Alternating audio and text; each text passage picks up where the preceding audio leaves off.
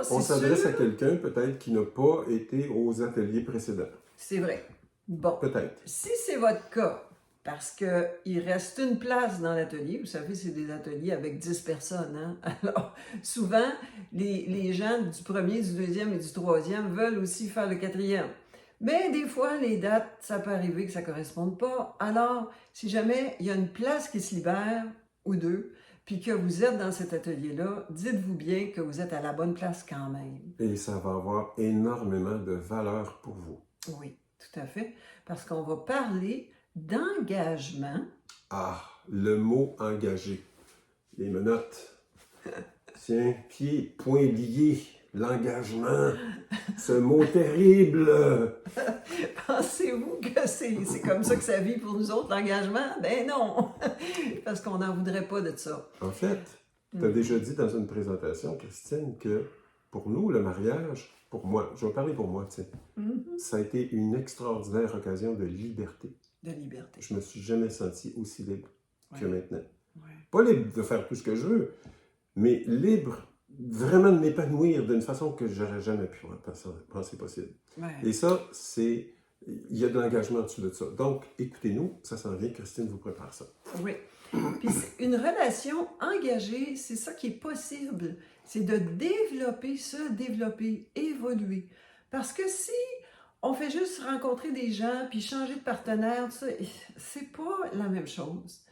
Alors, je dis pas que c'est mauvais, mais c'est pas la même chose. C'est dans une relation à long terme qui se développe quelque chose qui est tout à fait unique. Hein, Sinon, on vit avec l'énergie de la lune de miel. Ouais. C'est correct, j'ai rien contre ça, mais tout ce qu'on vit, c'est Ben, c'est d'un d'autres rail à un autre. C'est d'autres choses. C'est d'autres choses. Ouais. Mais c'est pas de ça dont on parle ici. On parle d'une relation à moyen et long terme.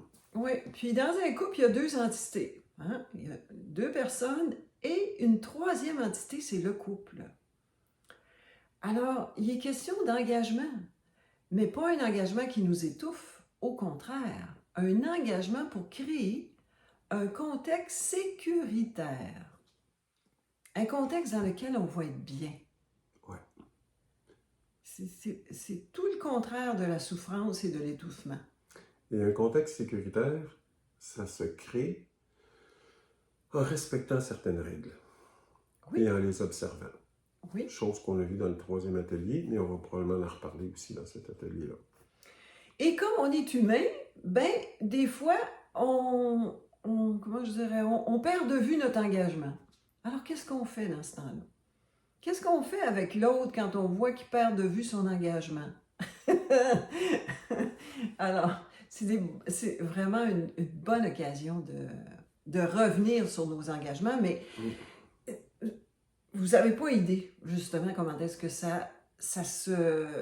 C'est ça que je vois, je dis vous n'avez pas idée, c'est parce que c'est ce que je vois dans le monde, que les gens ne savent pas comment composer avec l'engagement. En fait, la plupart des gens s'engagent trop tôt et mal.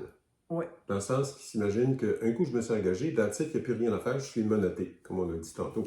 Ou encore, des fois, les gens, parce qu'ils sont engagés, ils pensent que là, ça va leur donner une sécurité. La sécurité de garder l'autre personne. Pas nécessairement. La sécurité de rester en relation. Non, non. C'est une mauvaise place, ça, d'où partir. Alors, on fait un bon ménage à propos de l'engagement. Ouais. On va dépoussiérer l'engagement et on va vous le présenter d'une façon puissante. Alors, on va voir qu'est-ce que c'est que s'engager. Puis quand est-ce aussi s'engager. Comme disait René, souvent on s'engage bien trop tôt. Et par contre, au début d'une relation, il y a certains engagements qui sont bons de respecter. Mais justement, il faut faire la différence entre s'engager au début et s'engager après, quand on connaît la personne, puis que là, on désire aller plus loin. Je brûle de donner un exemple d'engagement qu'on peut prendre dès le départ d'une relation. Tout le monde a entendu parler du phénomène de ghosting. C'est-à-dire, on s'est parlé, puis tout à coup, il y en a un des deux qui est plus rejoignable. On a ghosté l'autre. Ouais. On pourrait, par exemple, très bien prendre l'engagement dans le début d'une relation de ne pas se ghoster. Et que s'il y a quelque chose à dire pour terminer une relation, que ce soit dit, au lieu que le téléphone ne soit jamais retourné ou que ça sonne des ça textos sonne, ou des textos, etc. qui ne sont jamais répondus. Ouais. C'est une souffrance beaucoup, et c'est une souffrance pas seulement pour la personne qui ne reçoit plus de nouvelles de l'autre et qui voudrait lui parler, mais c'est aussi une souffrance pour la personne qui ne donne pas de nouvelles. Et c'est une souffrance qui est malheureusement beaucoup trop à la mode. Oui, puis c'est une souffrance qui se traîne dans les relations. Alors, quand on fait ça dans nos relations, on pense qu'on vient de régler le problème. Non, Pas en tout, parce que ça démontre que dans le fond, quand il y a une difficulté, on n'est pas capable de régler la situation, on n'est même pas capable d'en parler. Alors, il y a quelque chose qui est là, une blessure qui date de longtemps, qui peut même pas être abordée. Ouais. Ça fait que les gens grandissent beaucoup à créer comme ça un contexte sécuritaire. Quand on commence à vouloir partager du temps ensemble, puis qu'on s'apprivoise, on se découvre, c'est super important. Alors voilà, vous allez découvrir dans cet atelier-là quand s'engager, puis comment. Et toujours, il y a l'aspect pratique, c'est-à-dire qu'il arrive des situations qui sont résolues pendant l'atelier, sur le champ.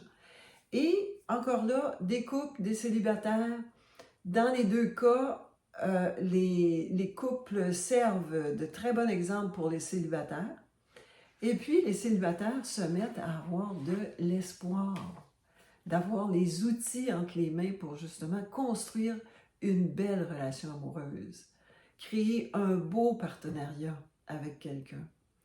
Puis imaginez, quand vous avez des bons outils comme ça, qu'est-ce que vous pensez que vous allez attirer? Vous allez attirer des gens qui veulent aussi, des gens évolués, des gens qui veulent la pleine conscience. Alors, de faire ça pour vous, vous allez nécessairement envoyer un message dans l'univers que « Hey yo, moi je veux ça, une relation de même, là. » Ben, il y en a du monde aussi qui veulent une relation de même. Super important, hein? Alors, moi je vous dis à très bientôt! Merci de nous avoir écoutés.